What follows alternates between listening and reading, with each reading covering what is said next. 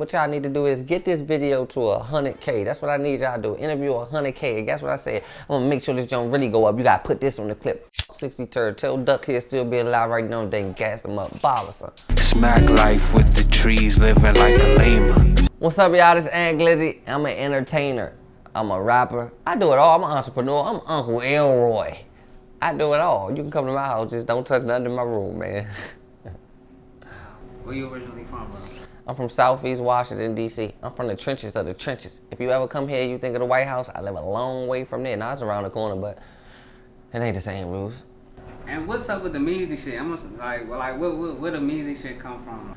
The Meezys shit, like far as Maryland, that's just like a troll word for real. When you call a Maryland person a Meezy, it's more so, you know, guys from Maryland, they accept being from Maryland. Like, they don't care about being from D.C. They not trying to be tough. Like, they know they go hard. They just be in their own lane. They ain't even got nothing to prove. Like, they know what it is. Like, they can survive in the city, too. They just be cool in their ways.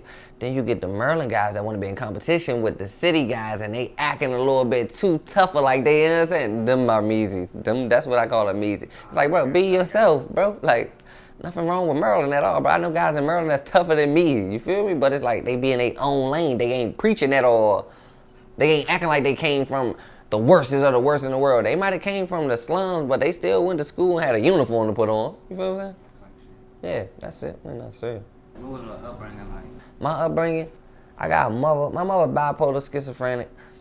So it's like she had episodes when she don't take her medicine. I didn't understand it as a kid, because how can you understand what that is as a kid? So I lived through that. I lived a traumatizing childhood as far as dealing with my mother back and forth in and out the hospital. Gotta go from my grandmother's house to my mother's house. But for like far as coming up, we ain't miss no, we was hood rich, bro. Like far as Miss Jordans and shoes, none of that. My mother was always on point far as that. Like she knew, first of all, my mother know every jink in the government system. Like if they giving out food stamps, she know how to get the max to them. If they giving out any program that can help you as a single mom, she apply for all of them. Like they all giving her whatever she can get. If she can get it, she got it.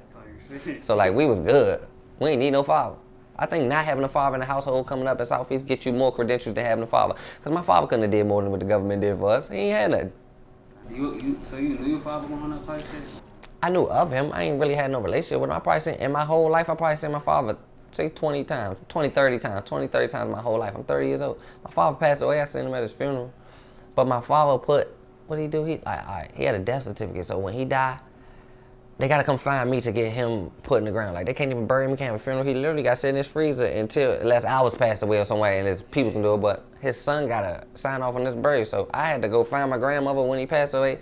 I had to attend his funeral and sign some papers, but I did it. It's my father. But no, he ain't do nothing for me. My mother and my father too. She did everything. Superhero. And she did with half of her mental. So I know a person with their whole mental, how y'all can do it with ease. You kind of touched on it, but like, did not having a father around affect you? Like, how you feel like that affected you? It affected me a lot. I don't know. I played football back in the day, so if I had a father that I see like internet fathers, not internet fathers, but fathers that be on the internet, that take care of their kids, they be doing football drills with them and stuff like that. If I had that father, I would have stayed in the streets. I would have stayed in the football, not in the streets.